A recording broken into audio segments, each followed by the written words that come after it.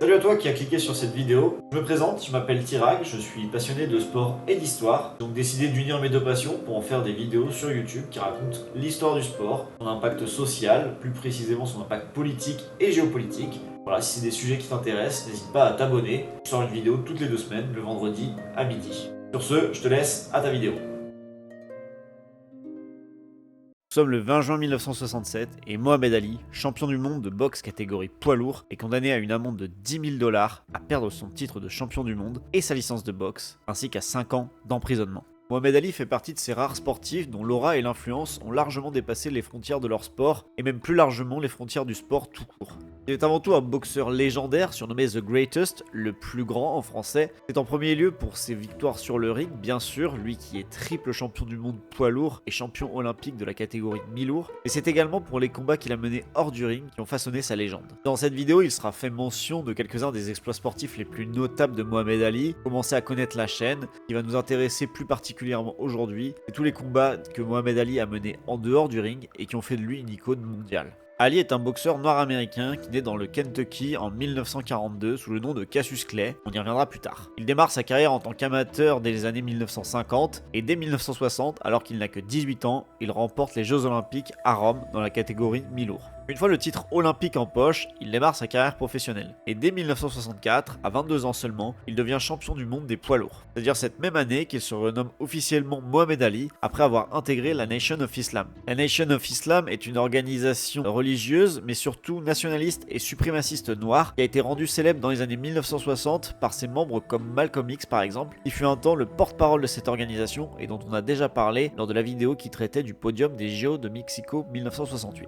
L'année 1964 est donc le tournant de la carrière et sans doute de la vie de Mohamed Ali, entre son changement de nom, l'adhésion à la Nation of Islam et l'obtention de son premier titre de champion du monde des poids lourds de boxe. Le fait de choisir son nom, pour lui comme pour beaucoup d'autres afro-américains, dont Malcolm X par exemple, est une véritable réappropriation. En effet, pour beaucoup d'afro-américains de cette époque, les noms qu'ils portent sont en fait hérités des anciens propriétaires esclavagistes qui possédaient leurs ancêtres. Dès lors, la simple manière de nommer le boxeur va devenir politique. En effet, les conservateurs qui refusent la fin de la ségrégation vont continuer par l'appeler par son ancien nom, tandis que les progressistes et ceux qui sont en faveur des droits civiques vont l'appeler par le nom qu'il s'est choisi. En 1967, alors que la guerre au Vietnam fait rage depuis déjà 1955 et qu'elle s'intensifie, l'armée américaine commence à massivement envoyer ses conscrits, c'est-à-dire les jeunes qui sont en train d'effectuer leur service militaire sur place. À cette occasion, Mohamed Ali est appelé à servir sous les drapeaux, mais il refuse catégoriquement. À propos de son refus de participer à cette guerre, je vous laisse écouter ce que le principal intéressé a à en dire. My conscience won't let me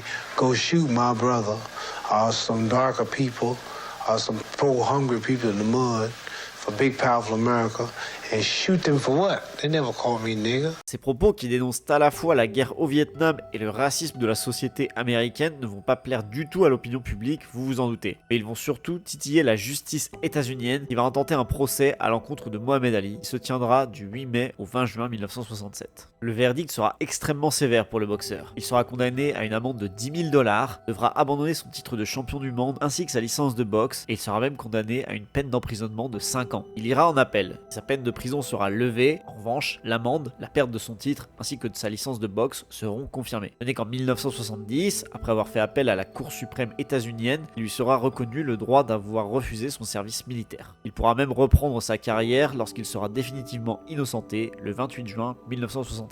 Au moment de son verdict, Mohamed Ali n'a que 25 ans et il est déjà au sommet. Ça fait plus de 3 ans qu'il est champion du monde et qu'il a défendu son titre à 9 reprises pour autant de victoires. Plus impressionnant encore, depuis le début de sa carrière professionnelle en 1960, il en est à 29 combats pour 29 victoires. À la suite de son procès, sa carrière sera moins polémique, même s'il continuera d'incarner tout au long de sa carrière jusqu'à sa fin en 1981, le combat contre le racisme sur et en dehors des rings. À propos du racisme, une des célèbres anecdotes de la vie de Mohamed Ali est celle selon laquelle, après les Jeux Olympiques de Rome où il a remporté l'or, il se serait vu refuser, dans son Kentucky natal, l'accès à un restaurant réservé aux Blancs. De rage, il aurait alors jeté sa médaille dans le fleuve Ohio. L'anecdote révèle tout l'aspect légendaire qui règne autour de la carrière de Mohamed Ali. En effet, on ne sait pas si elle est vraie ou fausse, puisqu'elle est seulement attestée par Mohamed Ali lui-même lors de son autobiographie écrite en 1976 et qu'elle est également contredite par lui-même lors de sa deuxième autobiographie écrite en 2003. Vraie ou fausse, cette anecdote renforce l'aspect légendaire et mythique du boxeur. S'il a été une personnalité clivante tout au long de sa carrière du fait de ses positions, que ce soit contre la guerre au Vietnam, contre la ségrégation ou plus largement contre le racisme aux États-Unis, son après-carrière lui a offert une réhabilitation à l'échelle nationale mais également à l'échelle mondiale où il est devenu une icône planétaire respectée, que ce soit pour ses combats sur le ring mais également en dehors de celui-ci. Cette réhabilitation et ce statut d'icône planétaire trouvera son apogée lors des Jeux Olympiques de 1996 au cours desquels il allumera la vasque olympique malgré les tremblements que lui impose la maladie de Parkinson qu'il a contractée alors qu'il n'avait encore que 42 ans. Au cours de cette Olympiade, il lui sera également remis une deuxième médaille d'or, identique à celle de 1960, celle supposément jetée dans le fleuve Ohio, achevant de faire de lui une figure quasi mythologique. Il est ensuite honoré jusqu'à la fin de sa vie. Il obtient même la médaille présidentielle de la liberté, la plus haute distinction civile états-unienne, l'équivalent de notre Légion d'honneur. Il meurt le 3 juin 2016, à 74 ans, et l'histoire le retient comme l'un des plus grands boxeurs de tous les temps, mais également comme l'un des athlètes les plus importants de l'histoire, tous sports confondus. Il est retenu comme l'un des sportifs les plus importants de l'histoire, c'est pour ses victoires bien sûr, mais c'est également car c'est un homme qui n'a jamais eu peur d'affirmer ses convictions, quel que soit le prix à en payer, même si cela devait mettre en péril sa carrière sportive.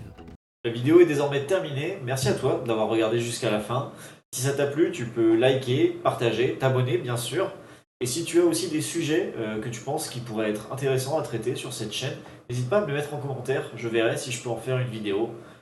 Je te remercie d'avoir suivi jusqu'ici, je te dis à dans 2 semaines, vendredi à midi.